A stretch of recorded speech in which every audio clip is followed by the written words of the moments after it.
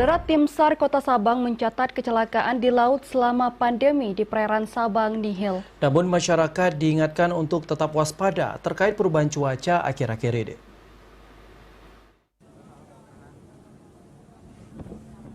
Posar Kota Sabang mencatat selama masa pandemi beberapa bulan ini kecelakaan di laut maupun di udara di wilayah Sabang nihil.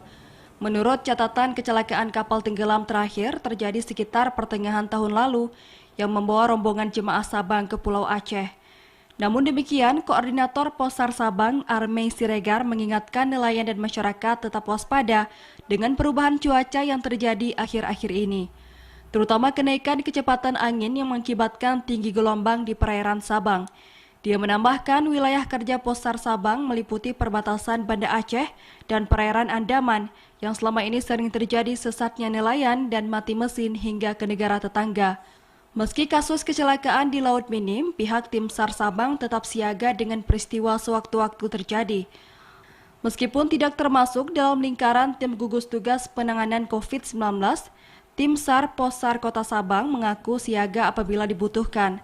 Hal ini dibuktikan dengan kelengkapan APD yang dimiliki setiap personil yang bertugas. Dari Sabang, Mahfud, kontributor TVRI Aceh melaporkan.